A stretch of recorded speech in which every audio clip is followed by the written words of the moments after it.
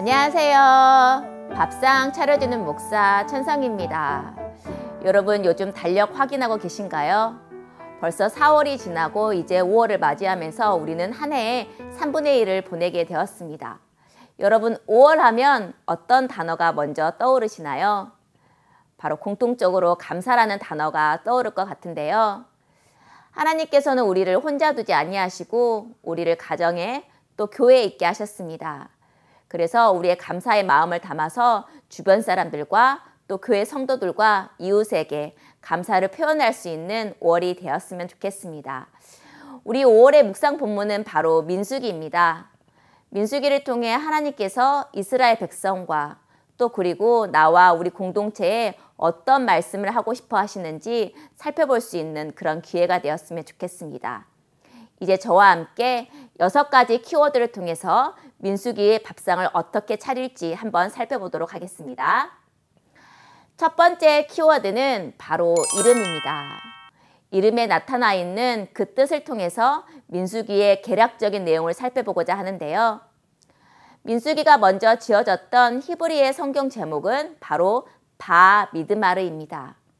이 미드마르란 뜻이 바로 광야인데요. 이스라엘 백성들이 출애굽한 후에 40여 년 동안 광야에서 어떤 일을 겪었는지 바로 민수기에 나와 있다는 것을 이 제목을 통해 알 수가 있습니다. 그 다음 헬라어 성경 제목은 바로 아리트모이입니다. 이것은 숫자라는 뜻을 가졌는데요. 이 숫자라는 것을 염두에 보고 살펴보면 바로 이 두 가지를 살펴볼 수 있습니다. 바로 1장에서 1차 인구조사와 또 26장에서 두 번째 인구조사를 통해서 그 숫자가 변하지 않는 그 안에서 한 세대가 죽었는데도 하나님의 은혜가 약속이 계속해서 흐르게 됨을 이 숫자를 통해서 우리가 또한 이 민수기의 내용을 개략적으로 살펴볼 수가 있습니다. 이렇게 민수기는 이스라엘의 광야 생활을 통해서 출애굽 1세대가 바로 죽고 2세대, 광야 세대가 그 가운데서 어떻게 이어지는지를 볼 수가 있습니다.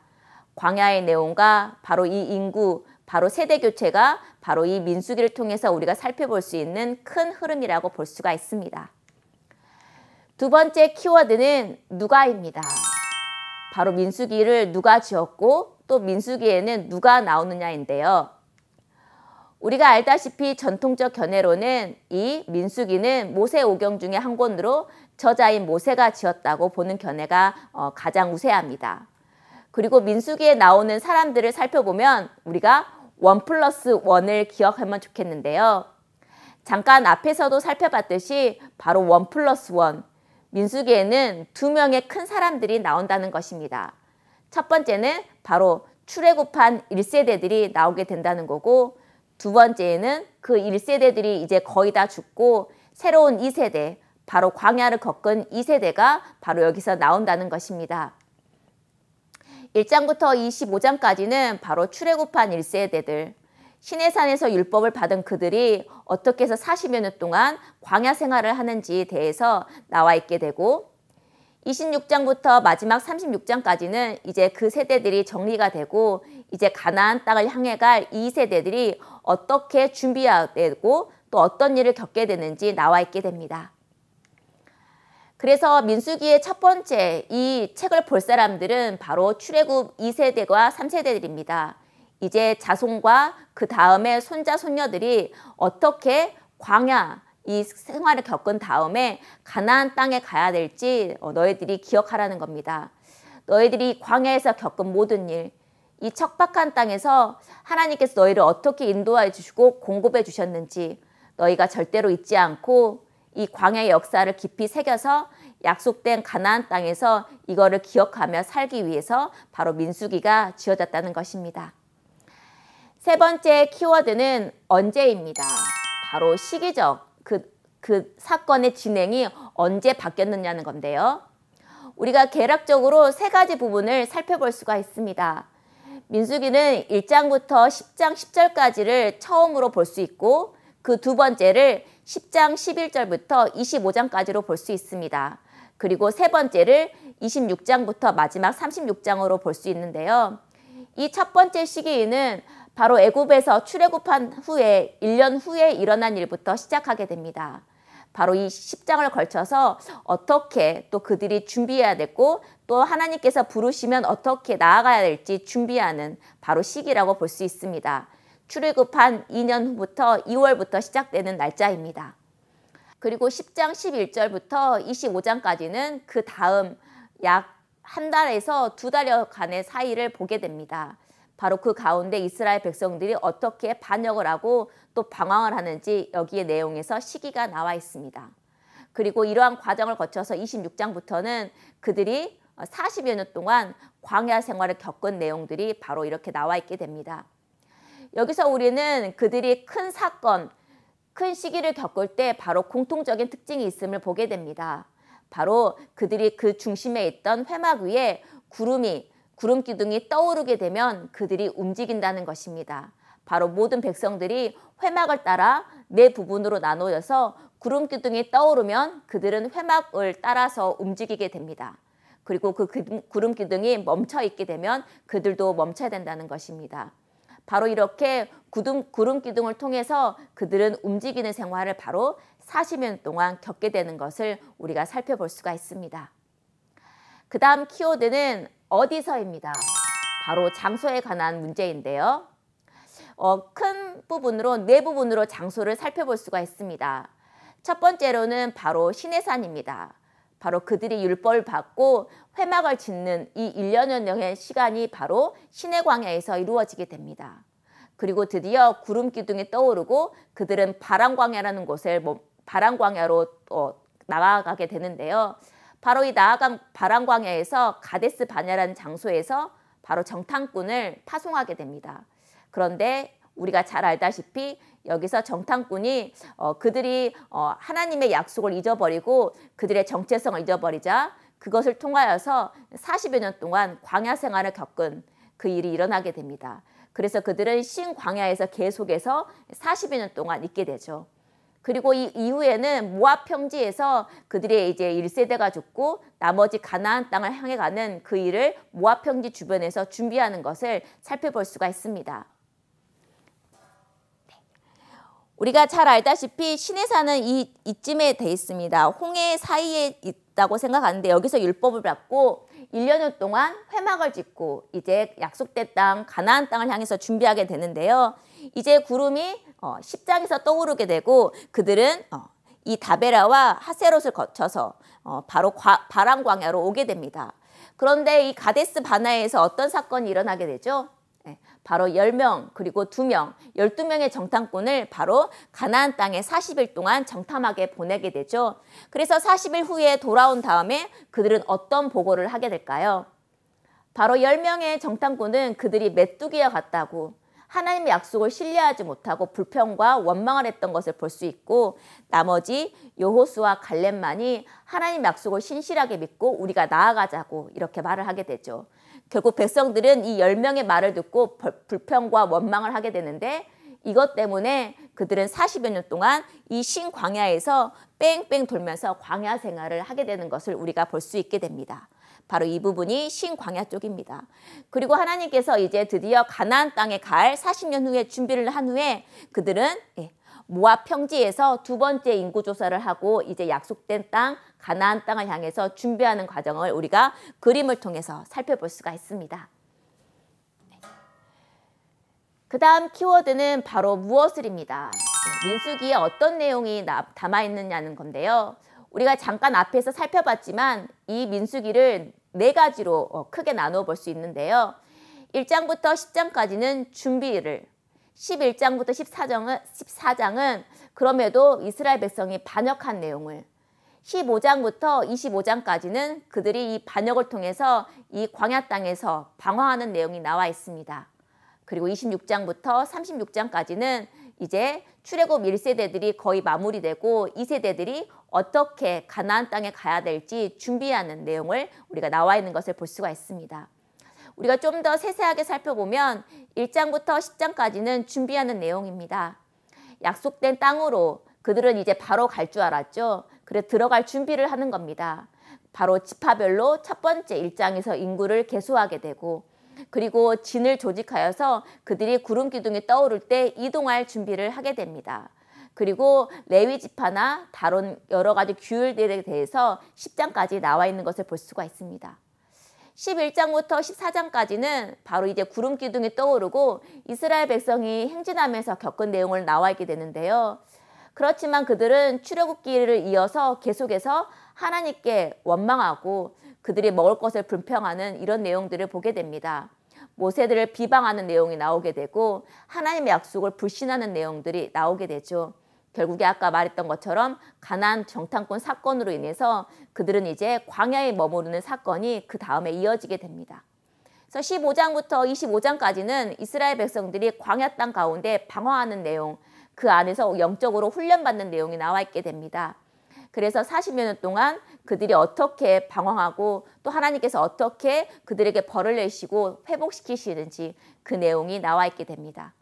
마지막은 26장부터 36장까지는 이제 새로운 세대들에서 나와 있게 됩니다. 1세대가 마무리되고 출애굽 2세대들이 그 광야 세대를 겪은 세대들이 다시 26장에서 인구 개수를 하게 되고 이제 약속된 땅 가나안 땅을 향해서 모압 평지에서 준비하는 내용들이 이렇게 나와 있게 됩니다. 여기서 보면 우리가 중요한 것을 볼 수가 있습니다. 바로 이스라엘 백성들은 구름 기둥이 떠오를 때 그들은 지체 없이 떠나야 했고 그 뜨거운 광야와 추운 저녁에는 추운 이 광야 생활에 그들은 구름 기둥과 불 기둥으로 인도하심을 따라 가야 했다는 것입니다. 그들이 더 머무르고 싶어도 구름 기둥이 떠오르면 가야 했고 또 그들이 떠나고 싶지 않아도 구름 기둥이 떠오르면 가야 했습니다. 마찬가지입니다. 우리도 하나님이 가라고 하시면 가야 하는 인생이고 멈추라고 하면 멈춰야 하는 인생입니다. 하나님께서 우리를 선하시게 이끄신다는 것을 믿는다면 마치 우리가 구름 기둥처럼 하나님의 신뢰를 인정하고 또 하나님을 따라서 의지하면서 나아갈 수 있는 것을 우리가 민수기를 통해서 살펴볼 수가 있는 것입니다. 그 다음 키워드는 왜입니다. 바로 민수기를 왜 지었고 그 기록 목적을 통해 우리가 민수기를 통해 또 교훈을 얻고자 하는데요. 첫 번째, 하나님께서는 모세를 통해서 민수기를 왜 기록하게 하셨을까요? 그리고 두 번째, 민수기가 말하고자 하는 것은 무엇일까요? 민수기 10장, 13장을 보게 되면 가나안 정탐에 관한 이야기가 나와 있습니다.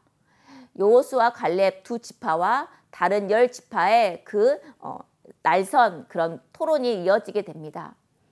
그러면서 이러한 것들을 기록하면서 나머지 출애굽 2세대들이 그리고 광야를 걷고서 가나안 땅을 가는 이 세대들이 모세는 그 믿음을 끝까지 지키기를 바랬습니다.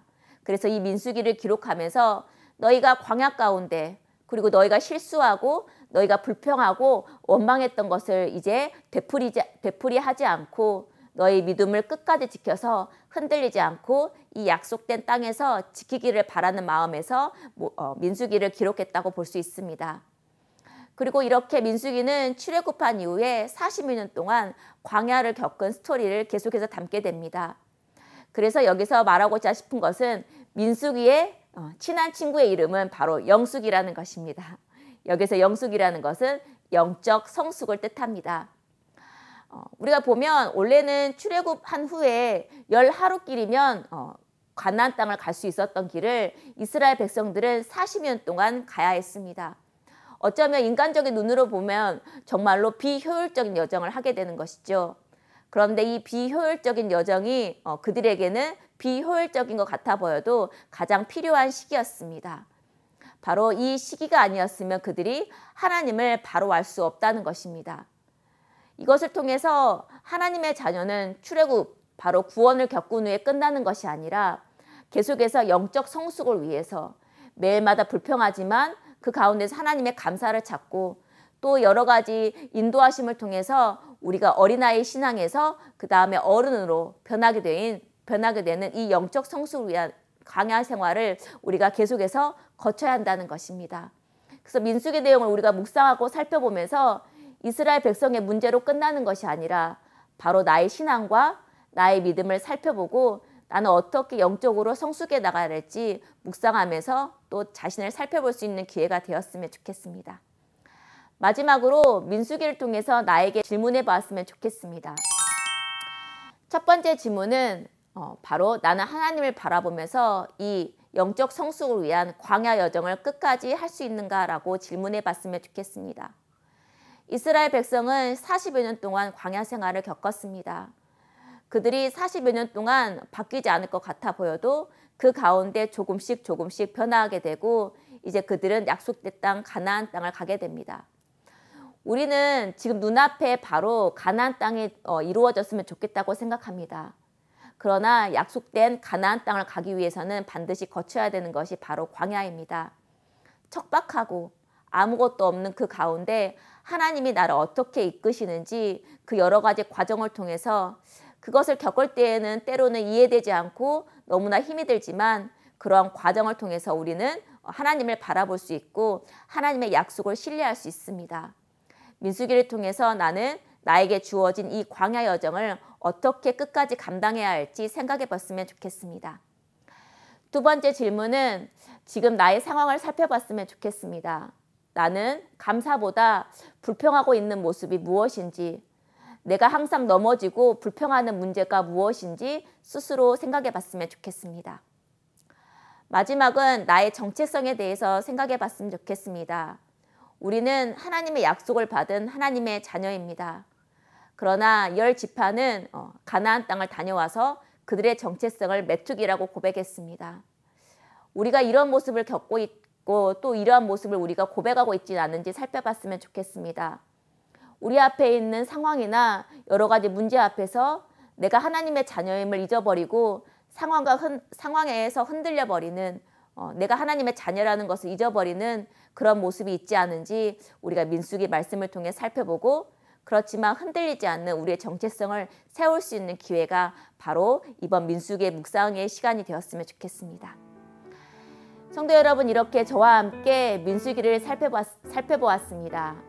민수기는 단순히 인구 조사를 하는 내용에 그치지 않습니다. 40여 년간의 광야 생활을 통해서 하나님께서 그렇지만 그들을 어떻게 신실하게 이끄시고 약속된 가나안 땅을 향해서 그들을 인도하시는지 우리는 볼 수 있습니다. 이번 민수기 말씀을 통해 나와 또 우리 가정이 영적으로 또 믿음이 성장할 수 있는 그런 뜻깊은 시간이 되기를 예수님의 이름으로 소망합니다.